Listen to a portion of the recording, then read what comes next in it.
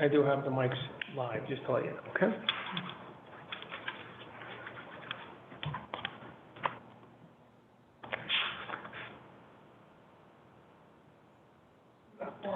Thank you, Madam Clerk. All right, thank you. Welcome, everybody, again. This is the City of Providence City Committee on Finance, City Council Committee on Finance. It's Wednesday, March 24th, 2021. We're going to begin this Finance Committee meeting. Madam Clerk, roll call, please. Chairman Igliosi? Present. Vice Chairwoman Ryan? Present.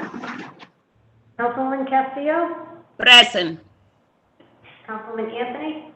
Present. Councilman Taylor? Here. We have 5 present. We have a quorum. Thank you, Madam Clerk.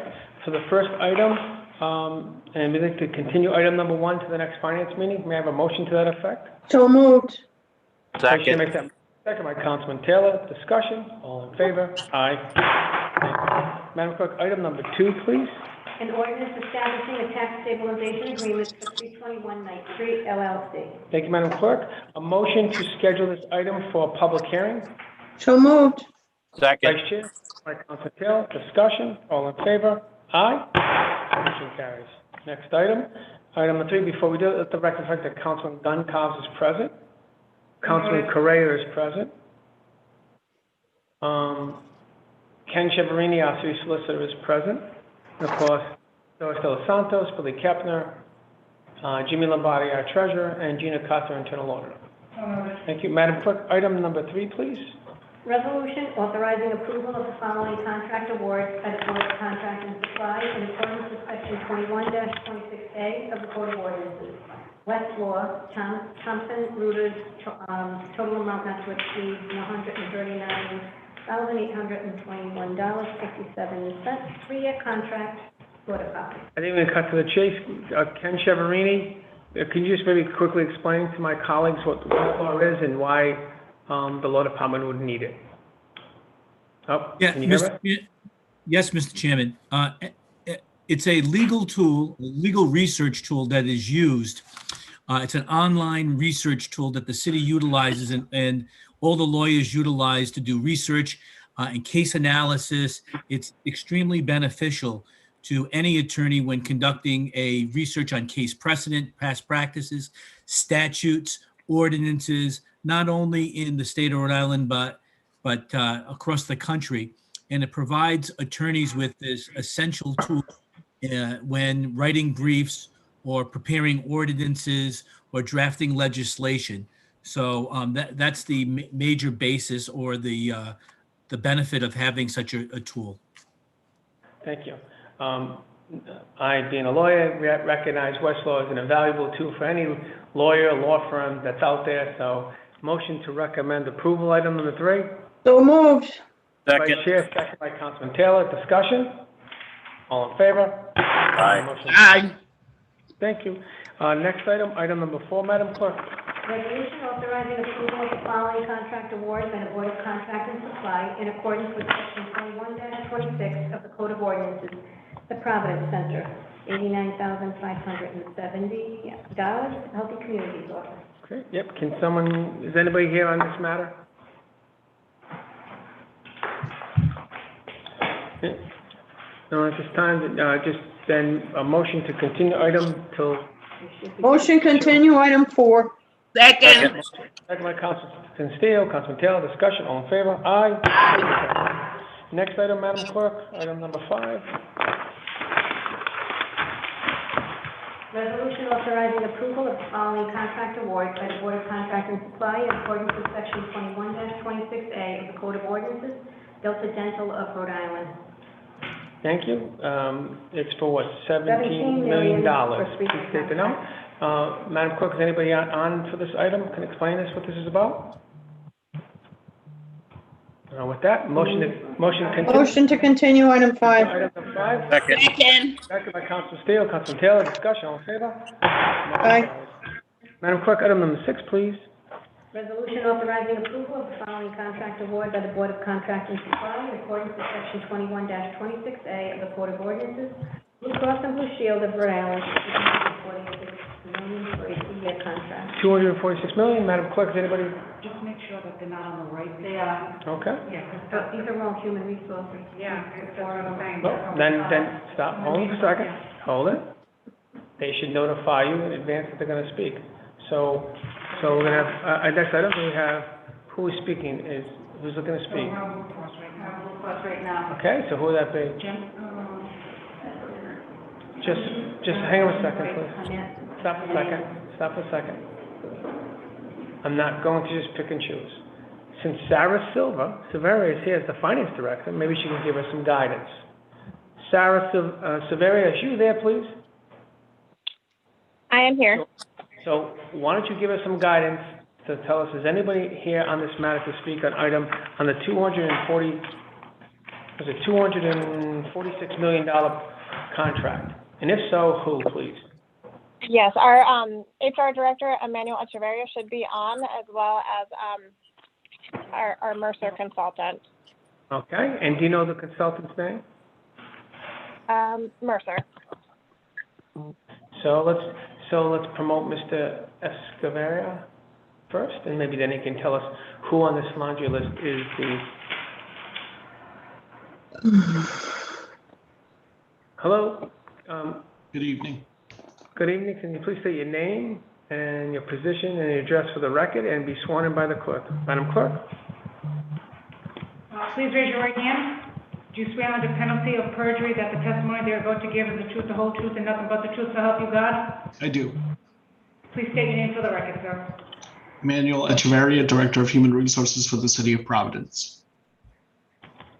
Okay. So do you have someone else that needs to talk on this matter to help you with the $246 million Blue Cross? Yes, sir. We have Benefits Manager Elizabeth Miller from the City of Providence. Elizabeth Miller? Well, who else is though? As well as Mr. Matthew Pukel from Mercer. Elizabeth is right there. Okay, we see Elizabeth. Please promote Elizabeth. And who is the other individual? Mr. Matthew Pukel might be under Matt Pukel. Okay, Matt Bukel right there, yeah. All right, I think we have the... Mr. Bukel and Elizabeth, can you hear us?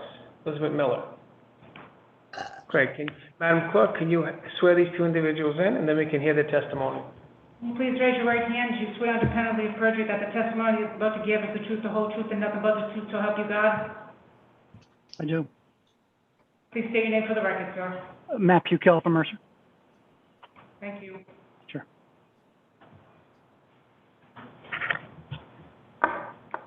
Okay. Who would like to talk on this matter and wants to take the lead? So I'll start, and I also think Liz is here. I don't know if Liz needs to be sworn in as well, but she'll serve as backup. Okay. All right. Let's go.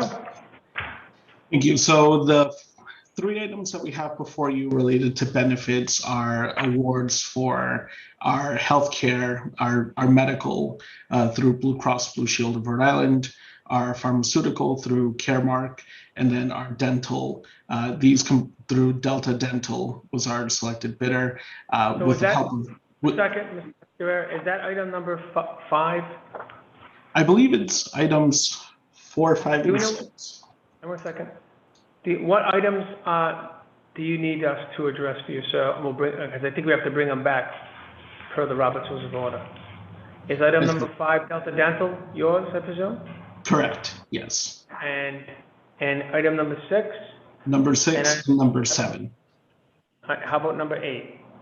Number 8, we would be excluding Mr. Pukel from that conversation, but yes, that one was. First, I have to have a motion to reconsider item number 5. So moved. Second. By Council Castillo, discussion, all in favor? Aye. Motion to, I guess, listen, to bring up items 5, 6, 7 at this time, together. So moved. So Motion moved. by Second. Councilman Castillo, discussion, all in favor? Aye. Madam Clerk, read items 7 into the record. Resolution authorizing approval of the following contract award by the Board of Contract and Supply in accordance with section 21-26A of the Code of Ordinances, Caremark PCS Health LLC, $63 million for a 3-year contract. Thank you, Madam Clerk. So now we have items 5, 6, and 7 properly before this committee. Now you can begin the conversation. Number 5 is Delta Dental, number 6 is Blue Cross, and number 7 is Caremark. You have the mic. Thank you, Mr. Chairman. So these 3 awards are for our employee and retiree benefits. Delta Dental was the selected bidder for dental coverage services. Blue Cross Blue Shield of Rhode Island was the selected bidder for our medical and retiree health portion of our self-insured medical. And then Caremark PCS Health LLC was the selected vendor for our pharmaceutical benefits through the City of Providence. We've invited Mr. Buchel, who I'll yield the floor to at this point, to talk a little bit about how the city partnered with Mercer on the analysis and the selection process for all 3. All right. Thanks, Emmanuel. Mr. Chairman, good to see everybody again. So this past year, we approached the market. We went through the advertising process, the process that the city typically goes through for all bids for the different insurance coverages mentioned before, medical, dental, and pharmacy. And through the process, we essentially went out to bid, received numbers, received different terms, and based on a detailed analysis and a detailed discussion with the HR team, and the finance team was involved as well, determined who the best partner would be for the City of Providence on a go-forward basis based on a 3-year contract. As a result of the analysis that was done, and I could start with Blue Cross Blue Shield, which is the medical. This is the largest piece. This is only focusing on the medical benefits. We went out to bid. Blue Cross Blue Shield Rhode Island was the sole provider that met all the criteria that was outlined by Providence. And based on the final analysis, we were not only selected Blue Cross Blue Shield as the partner for over at least the next 3 years.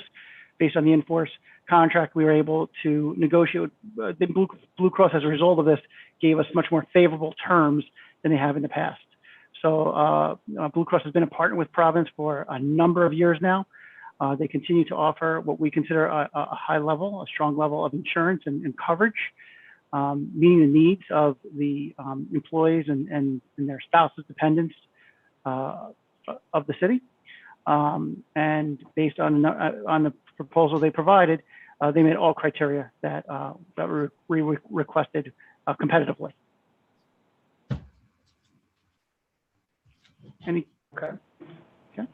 The second, and we'll just keep it on this on the medical side. I'll just talk about is the pharmacy piece. Now, the pharmacy piece, again, the City of Providence has a carved out pharmacy arrangement, which means that they contract with Blue Cross Blue Shield purely for the medical. So for medical, think of deductibles, co-insurance, co-pays when you see your physician.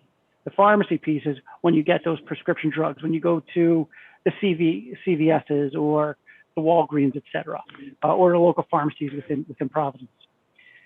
Now, for the pharmacy piece, we had the same process. We went out to the market and advertised, and we received a number of bids from the incumbent or the in-force provider, which was CVS Caremark, Express Scripts, which is a major pharmacy vendor, a company called Capital RX, as well as Blue Cross Blue Shield of Rhode Island as well. They could administer it as well. Based on all the terms, all these 4 insurance providers for pharmacy were able to meet enough to at least show the bids and analyze the results. CVS Caremark, again, a long-standing partner and relationship, and as a direct result of the marketing, the relationship with Providence, the Mercer relationship as well, were provided overall contracts that far exceeded their next closest competitor by over a 3-year contract, $6 million in projected savings. And as a result of the numbers, as a result of the terms, as a result of the guarantees that they put in place, we have selected and we have advised of CVS Caremark continue to be a partner with Providence over the next 3 years as well.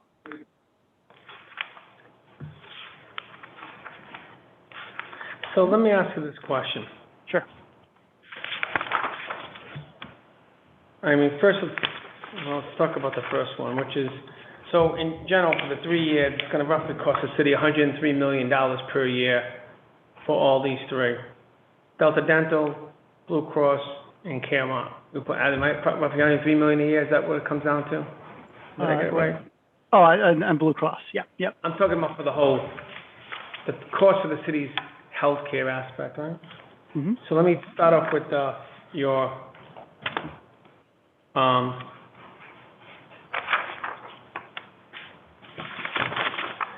let's start off with the Delta Dental. Sure. Okay. And so explain to me, I'm looking at, I guess these are the 4 bids. Now, in the bid process, just because you're the lowest, right, doesn't necessarily mean you're, it's like, you don't want, just because you're lowest, don't necessarily mean you're the best fit for, the city, right? So it looks like you had 4 proposers, is that right? Blue Cross, Delta Dental, Metropolitan, United Healthcare. Mm-hmm. That's correct. So what was was there a technical review committee? Was there a review committee, and how did that go? Like, who decided? Was there a scale system? Was there a measurement system? Like, how did that work? Can you help me out? Sure. So dental was a little bit of a different process of the decision based on the numbers. Obviously, to your point, Councilman, that Delta Dental was showing an estimated 3-year total of, call it $17 million, and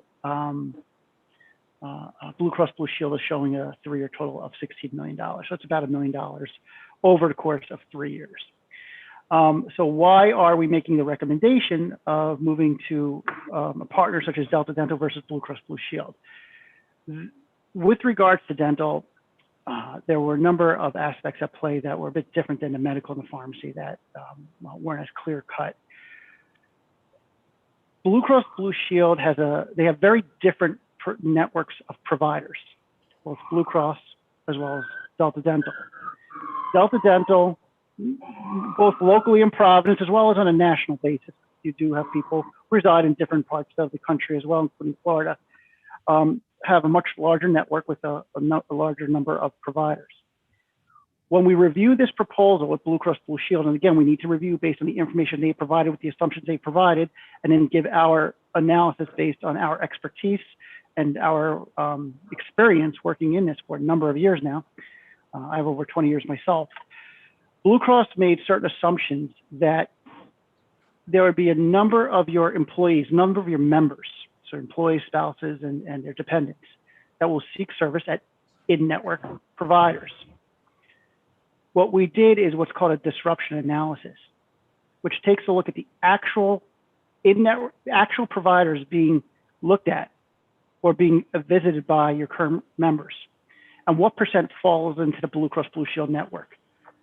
Based on our analysis, there was a significant, what we call disruption or gap of people, providers who are in the Delta Dental network, but don't fall inside the Blue Cross. And when Blue Cross provided their proposal, certain assumptions were that a number of your members would change their dental providers so they would remain in network with Blue Cross Blue Shield. So that would be immediate disruption to a significant number of members. And Emmanuel and Liz, you can jump in at any point, but based on our conversations, the actual disruption, the impact to your membership at Providence, and the uncertainty, I'll call it, that will, your employee, their spouse, and their dependents all move from their providers they've been seeing for 10 years to an in-network provider, Blue Cross. We can't. What does the city have right now? Still have Delta Dental. Okay, that's the first thing. The second question is, but when the RFP was put out, was there a scoring? Did they have a scoring criteria? How it would be scored? That's what I'm asking. Was there a committee put together, or was it just, I'm trying to understand, the proposals come in, who's looking at them, and what is the matrix or the scale that's being applied to those proposals, and then how do you get an answer? Does anybody, This is state purchasing rules and regulations 101. I'm trying to understand, what was your following process? What's the process? Is it just they come in and you guys looked at it, I like this one, I like that, or is it just, you just gave it to Mercer, Emmanuel, and said, you take a look, evaluate it, and then give us what you propose, what you think is the best one? So Mercer prepared, Mr. Chairman, thank you. Mercer prepares an analysis based on cost, disruption, and quality, and we review that analysis with Mercer, if that helps answer your question. And so when Mercer presented the data to us, which is their duty as our healthcare consultant, they prepare a multi-stage review, and then Liz and I, as well as Jen Charbonneau from our team, reviewed the results of that data survey, and jointly with Mercer's counsel, we selected the 3 vendors that you have before you today. Okay, all right. I'm not gonna go too deep into this time. That's fine. And then I would just jump to the $246 million one, the Blue Cross Blue Shield. So it looks like we only had 1 proposal, is that correct? So my question is, we had 4 proposals for, it looks like, the dental, right? Contract, but only 1 for the bigger one. My concern is, it should be concerning, right? I mean, we kind of like, we have no choice. This is it, that's that. My question is, 1, is this a good price? 2, how does the city expand the pool to at least get other companies willing to submit proposals? And 3, are we writing our RFP in such a way that it is creating a scenario that only 1 proposal is going to come in all the time? Because there seems to be a pattern with this.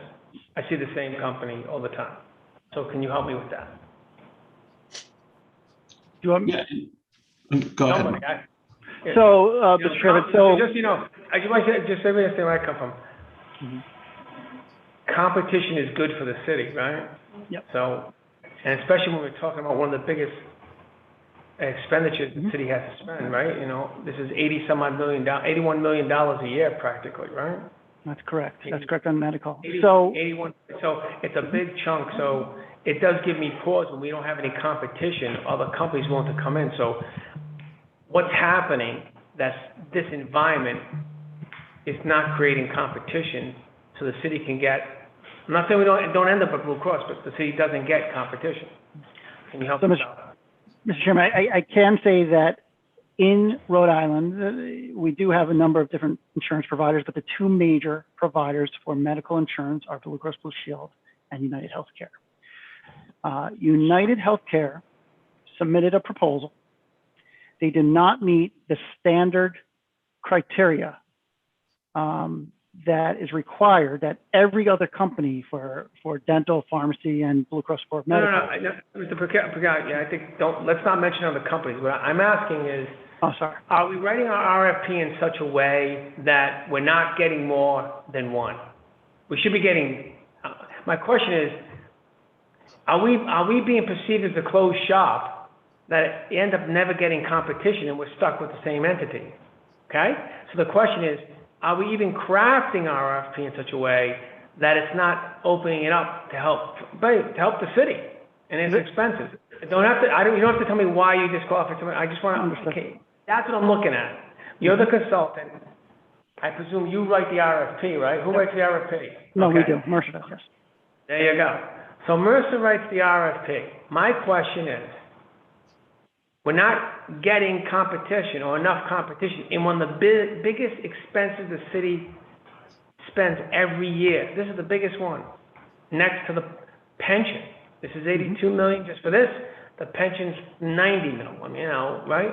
We raised 350 million in taxes, do the math, right? This is almost 1/3 of the taxes the city raises in the city proper. So I'm saying, is there something we need to do to try to see if we get more competition?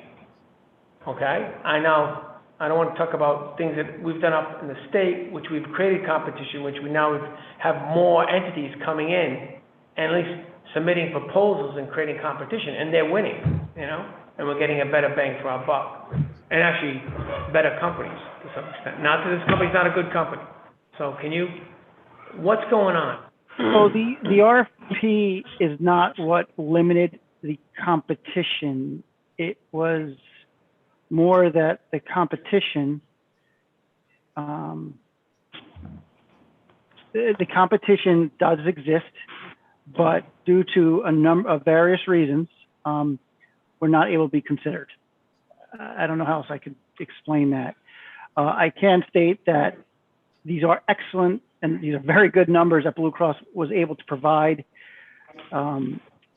We know for a fact, based on tools that Mercer has and analysis that we've done, based on actual data, based on your membership zip codes, that we would expect Blue Cross's costs to range quite a few percentage points better than other competition that's in Rhode Island currently today. The lack of responsiveness is really, there was response, but it didn't meet certain criteria that was that was required to be met, and we weren't able to show it. Are you able to do a comparison of other cities and towns of a similar size and healthcare obligation? And are we in the ballpark? Are we paying less than this kind of, with the city of this size and an obligation? We're paying more? So we have done customized benchmarking analysis in the past with regards to the city's spend on a per employee per year basis, actually reaching out to cities and towns similar in size and geography to some degree. I don't have that information today. That project was done, I'd say a couple of years ago. Can you update that project and present it to the Finance Committee in the near future? That's something we could talk with Human Resources on and do that, yes. How long would that take? Would that take a couple of weeks? We have to individually reach out. You know, it's a larger process than that. We would have to reach out to all the cities and towns that we did originally, one-on-one, and see if they can share that information with us, and then take that information, essentially aggregate it, either aggregate or show it individually, but not being able to identify which cities and towns we use, and then have an agreement with those other cities and towns that they probably would want to share that data as well. It's a bit of it takes a bit of time. I would submit that the number of employees, the number of retirees, and the types of benefits is all public information, number one, and from any city and town. And number two, I submit any contract, including this one, once it's awarded, is a public record. There is no protection. The protection, of course, is the specific employee and their health condition and stuff like that. But, so this seems to me it's easily obtainable. So I would look to if you could do that analysis to get a sense. Just curious, Sure. okay? So you're just looking for cost on per employee per year basis. Yeah. Okay, if you could do that, I'd bring you back on that. Mr. Chairman, may I speak? Yes. Just to elaborate on something that Matt said earlier, one of the bids that we received for the medical was not responsive to the requirements of the RFP and therefore could not be considered, just in case that context is helpful, sir. Oh, great. That is helpful. Just so you understand, my goal is to get as much competition as possible so we can get the best, you know, the lowest possible price, but of course the quality of service you're looking for. I understand, you know, but when you don't see competition, especially on the talking big ticket items, it gives us cause and pause. The question is, what are we doing? Can we do something different? How can we create a bit more competitive environment? And I don't want to talk about what we did up in the state, and we've created a massive change in competitive environment, and it's created millions and millions of savings on how we do our contracting. I don't want to get into that, but so there are ways. I'm just wondering, are we looking into that? If not, we should. So with that, I don't have any more questions. Does anybody, any committee members have any questions at this time? No, Mr. Chair. Mr. Chair, all right, so then I think it's pretty much the same conversation in all three. You want a motion to recommend approval items 5, 6, and 7? So moved. Second. Second by Council Castillo. Discussion. All in favor? Aye. Thank you all for your testimony. I appreciate your time, energy, and effort. Be safe and be well. Motion to reconsider item number 4. I believe the individual is here. Motion to reconsider item 4. The Second. by Castillo. Discussion. All in favor? Aye. Aye. Item number 4, Madam Clerk, please read in the record. And who's going to talk about this? Resolution authorizing approval of the following contract award by the Board of Contract and Supply in accordance with Section 21-26 of the Code of Ordinances of Providence Center, $89,170. All right. I believe Rachel Newman, I believe, is the one. Okay. Promoted panelist. Rachel Newman, can you hear us? Good evening. Great. Yes, I do. Thank you for finding me. Welcome. Madam Clerk, please swear the witness in, and then you will have the mic. Please raise your right hand. Do you swear under penalty of perjury that the testimony that you're about to give is the truth, the whole truth, and nothing but the truth, so help you God? I do. Please state your name for the record and where you're from, please. Thank you. Rachel Newman Green. I'm Deputy Director of the city's Healthy Communities Office. Thank you. Welcome. Ms. Newman, can you tell us what this item is about? Yes, I'm here for I'm here for approval of the selected bidder of the Providence Center for the Behavioral Health Diversion Planning Process. Okay. And can you just tell us what would this do? Yes, so this process, I think I've discussed with a number of the council members here before, is to conduct a planning process to look at the city's current emergency response procedures and to do an assessment to make recommendations on a program to reduce police intervention in situations where a behavioral health or social service response is more appropriate.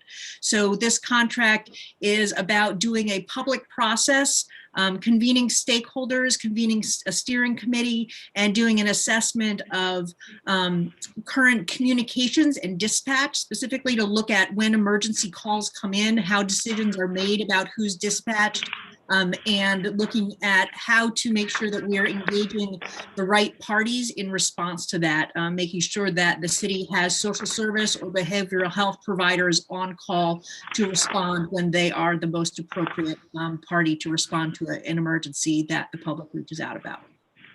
Ms. Newman, will there be a report generated at the end? This is like you're hiring a consultant to do an assessment. Yes. Like, right? So it's an assessment, and the result at the end of the assessment will be a documented plan and series of recommendations for how the city should move forward on creating a program that has been, recommended in response to the process. So I have a question for you. I noticed the vendors or the individual, the groups that submitted proposals, God bless you, Gesundheit, and I am the Providence Center. My question is, the Providence Center right now provide any type of diversion service or anything for the city of Providence? Yes, the Providence Center, let me think. The Providence Center, I think, works with on a number of different levels. One of the most evident ones is that they are the parent organization over Anchor Recovery. So Anchor Recovery is the response unit that's asked to come to safe stations. So when somebody reports to one of the city's fire stations looking for help with a addiction or recovery issue, Anchor Recovery, which is under the Providence Center, is the one who replies. So they will send out their peer counselors to assist that person in connecting with the appropriate medical assistance, with the appropriate recovery assistance, and that sort of thing. That's their role right now. Yeah. So my question is that after they do this report, and then I presume an RFP will be put out to maybe a to a company to actually do maybe these additional services, Providence Center will have to be disqualified, correct? Interesting. Yeah, I've actually started having that conversation because one of the things that's difficult is that, you know, in an environment like ours, in a small community like ours, there aren't infinite parties that can provide these services. So that is a very interesting point, and it's something that's already come up. I think we will definitely have to navigate that situation carefully as it goes through. I think that we would have to. I wouldn't recommend that the Providence Center, for example, actually develop any RFPs. I think the Providence Center. Here's your quandary. When the state does these types of programs, all right, per state purchasing laws and conflict of interest laws, consultants have to make a decision. They'll say, okay, I'm not going to do it because I want to be able to compete later on and do it. The problem here is that that's why we normally hire consultants, a consultant who'll do the report, and the consultant will, if they normally go into that business, they disqualify themselves because then now they have an unfair competitive advantage, which then creates a post-award litigation problem. So the question is, when you did this, did the law department review? Who in the law department helped you with this? Mr. Chevron, anybody in the law department give any guidance to Ms. Newman Green? Not to my knowledge. I don't know. I'd have to check, Mr. Chair. Now, just so you know, first of all, I think what you're doing is a great idea. My point is, I would hate, the problem is the state law is the state law. And we run afoul a lot these past 6-7 years. And it's just because people are not fully informed of how that process works. Providence Center does good work. I've known it. The problem is that you're probably going to have to disqualify them if they do this, and you need to get it cleared first. I know, and I'm not trying to disqualify them. What I want to do is I want to make sure the report's done right. I like what you're doing, but also you want to make sure you have the biggest pool possible. So when you do an RFP, you get the best entities that have the ability to do it, submit proposals, right? Right. So I think I'm gonna have Councilman Anthony, I see your hand, but I'm gonna make a suggestion. I'm gonna have to talk also. I'm gonna ask the citizens to do a couple things, and Ms. Newman Green. I think it may be beneficial to think about this. If we continue this matter, Cecil Cheverini, why don't you weigh in and give some guidance to them, because you do not. I'd hate to see you have to disqualify, because the state law is the state law. So, and then you may have to rework this or do it a different way. Or Providence Center says, you know what, I have no problem. I'm not going to participate because this report's going to result in an RFP. I mean, you get my point. So before now, and I know Councilman Anthony, I'm not going to know you. I'll give you, you have the mic. Why don't you weigh in, and then I'll talk to the committee some more what I think. Councilman Anthony? Thank you, Mr. Chairman. I just had a quick question, and thank you so much for that conflict question, because I absolutely agree. I think that could be a real problem in this situation. I just wanted to ask if the Providence Health Center had anything to do with the ride-along program or family services. If the Providence, the question is if the Providence Center had anything to do with the ride-along program or family services? Yeah, who I believe is the parent company for the ride-along program, because that's also kind of what we're talking about, the existing program also. And so I'm a little worried. So actually this proposal, Providence Center is the legal entity, but to be transparent, this is actually, they're proposing a partnership with Family Service and LISC and some other folks, but Family Service and Providence Center are actually partnering on this proposal. I do want to back up a little bit and address that the outcome of the plan won't, the purpose of a plan is to figure out the direction, and I would not go into this assuming that that the recommendation is going to be to issue an RFP for one organization to take over all of this. I think a lot of the points of the plan in the first place are going to be things like, you know, some form of reorganization and training within dispatch, for example, and are going to be different Ms. things. Green, what I'm saying is that the fact that you have to go through this elaborate explanation, that's what creates the conflict. You're exposing, in my mind, right now, let me finish it half, you're actually magnifying the potential conflict of interest. You're limiting yourself. Now you have to limit yourself. Now the problem is when you did the RFP, you had to explain to everybody you were going to limit this and why you were going to limit it and et cetera. Okay? And you need to make sure all participants know that they're either going to be disqualified or whatever, or there'll be certain limitations. Okay?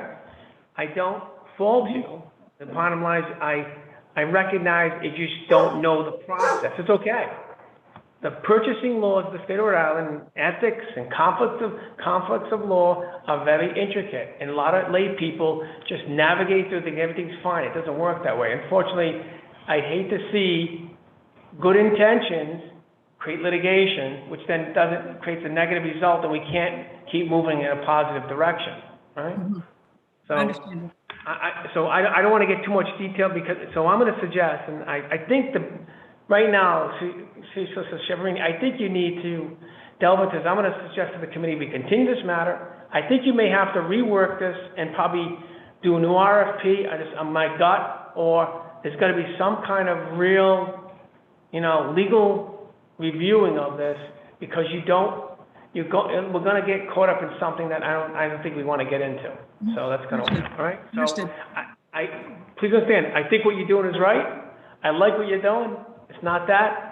It's that I want to make sure it's done right, because later on, and I know everybody gets upset about that when I bring the law in the conversation in the finance committee. They, the law, we're not trying to be difficult, and we're just trying to follow the rules. That's all. Absolutely. I hope you take it the right way, okay? Yeah, absolutely. Understood. Thank you. So if we could we Motion to continue, Mr. Chair, to allow the solicitor's review and guidance on the matter. Second. All right, discussion, all in favor? Aye. Thank you, Ms. Green. Thank you for your time. Be safe and be well. All right, Mr. Likewise. Thank you. Mr. Solicitor, can you expedite that process for us and let us know? Yes. Next item, Madam Clerk. I think it's item 8. Resolution authorizing approval of the following contract extension award by the Board of Contract and Supply in accordance with section 21-26 of the Code of Ordinances, Mercer. Total amount not to exceed $56,250. Okay. This looks like it's Mercer. Mr. Director, I guess, is this your contract, I presume? Yes, it is, sir. Okay. All right, so to give some context, this is to hold us over while the city competitively bids or goes out to bid for a healthcare consultant contract. So we have put together an RFP. It's been sent to purchasing. This is a 3-month contract extension, and due to COVID-19, some of the terms of what we're looking for in a healthcare consultant have changed from the previous RFP that we issued last year. So this gives us time to go through a competitive selection process while the city HR team reviews bidders for the healthcare consulting RFP. Okay. Mr. Director, what's the original length of the contract? The original length of the contract is 3 years. No, the original contract was 3 years? Correct. And what years were they, sir? They were 2016 to 2019. 2017, 2020. And we extended for 1 year. Okay, and then in the contract, does it talk about extensions? I believe we have, yes, we have extensions possible. I'll have to get back to you on that in particular, but I believe we do have permission to extend. City Solicitor, are you familiar with the contract?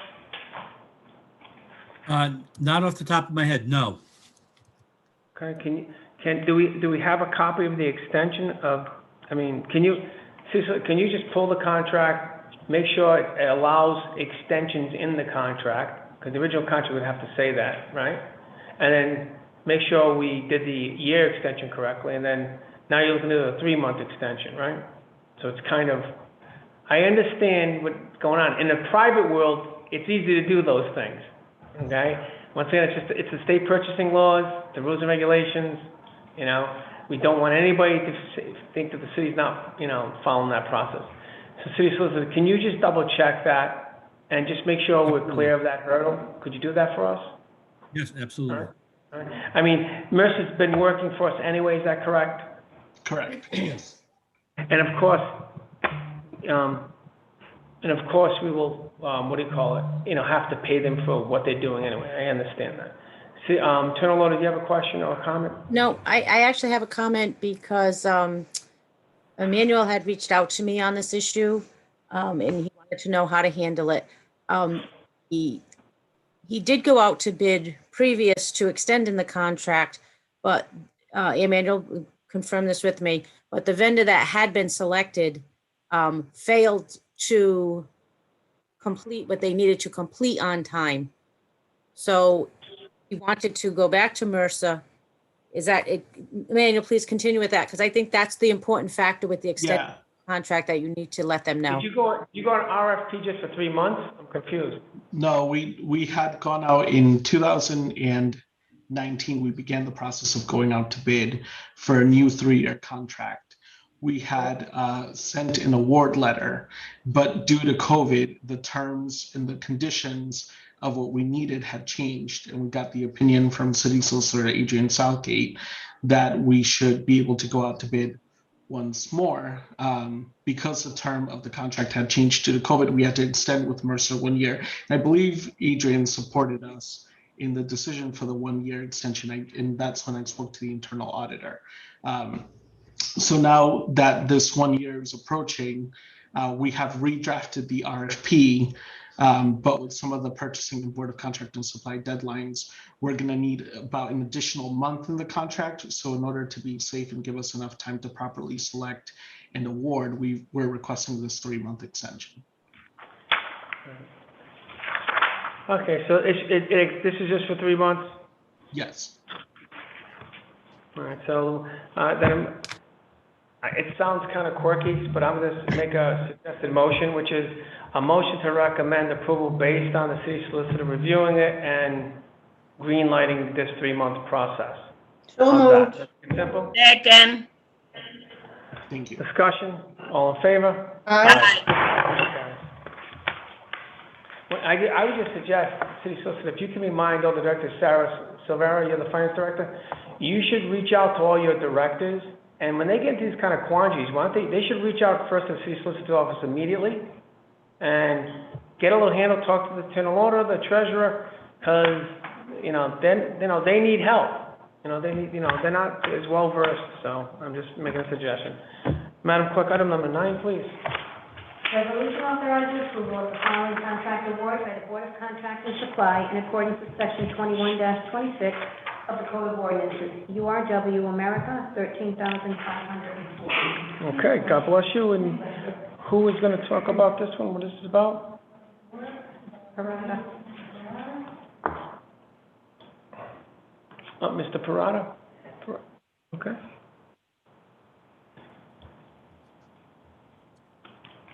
Good evening, Mr. Parada. Please state your name and your position, and swear you in. Leo Parada, Director of Public Works, City of Providence. Please raise your right hand, Leo. Do you swear under penalty of perjury that the testimony that you're about to give is the truth, the whole truth, and nothing but the truth, so help you God? I do. Please state your name for the record, sir. Sure. Leo Parada, Director of Public Works, City of Providence. Thank you. Thank you. Mr. Parada, can you tell us what this is about? And you have the mic. Sure. So basically, the City of Providence has a sign plotting equipment that we use to make all the signs, the vast majority of them in the city. And the equipment is 16 years old. We have a number of templates and details that are incorporated into the sign making equipment. It's on its last legs. We need to upgrade, get a new plotter, get new software.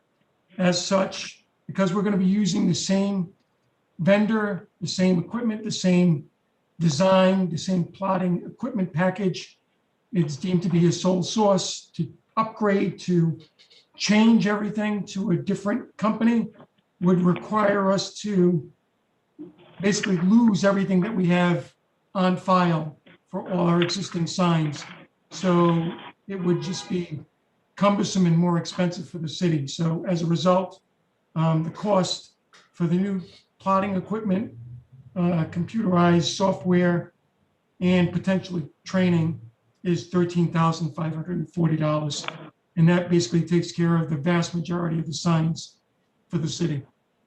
Thank you, Director. I presume this is proprietary software? Yes, it is. Thanks. All right. Any other comments or questions? All right.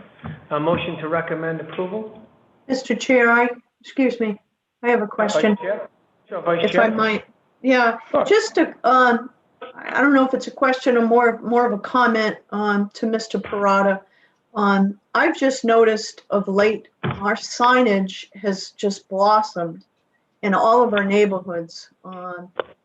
They appear to be bigger and bolder, maybe because they're new. I'm not sure. I don't know if there's a different standard that we're using, or whether we're just trying to standardize our signs. But I've had a number of residents ask me why we're not just painting those signs in our streets as opposed to putting up so many signs. It seems like you can't go down any street without, going 20 feet and seeing those metal poles. They're basically drilled, forced into the ground 4 feet or so, and then the metal sign erected, many in front of a pole next to trees. There are some locations in my ward where there are 4 or 5 poles in one tree well. So I'm questioning, I've been questioning what we're doing with our signs. And I'm just taking this opportunity, I guess, to ask what is going on and why are we putting so many signs up? Well, it's unfortunate, with new regulations, whether it's for traffic calming, for speed cameras, for no parking, etc. There's very little that we can actually paint in the street. It's required that we have signage that is visible, side of the road, to code. We have to follow uniform traffic standards. So I agree with you. The multitude of signs it's sign pollution, and there's very little that we can do to get away from that unless we change the way we operate completely. But we try to minimize things as best as possible, but with more regulations, like I said, whether it's speed humps, whether it is traffic calming,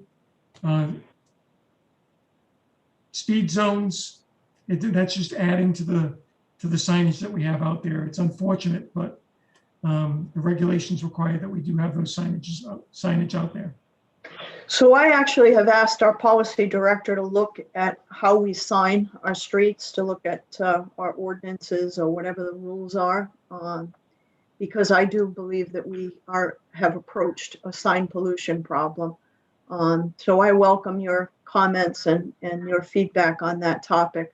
But it just strikes me that we're not auditing the street before we're putting up these signs. There's got to be a protocol or an internal control in place that basically assesses those signs on a street or a location and says, can we be more efficient? Can we put 2 signs on one pole versus 4 poles and so forth? So I know we're off topic here, but I did want just to take the opportunity to chat with you on that. So I would like to work with you on that, Mr. Parada. With that, Mr. Chair, I thank you for the time that you've allotted me on this topic. I'd like to make a motion to approve item 9 as presented. There a second? Second. By Council Castillo. Discussion? All in favor? Aye. Thank you all for participating this evening. Be well, be safe. Do you have a motion to adjourn? Motion to adjourn. Second. All in favor? Excuse me, Aye. discussion? All in favor? Aye? Carried. Thank you all. Be well. Thank you all. Bye-bye. Bye.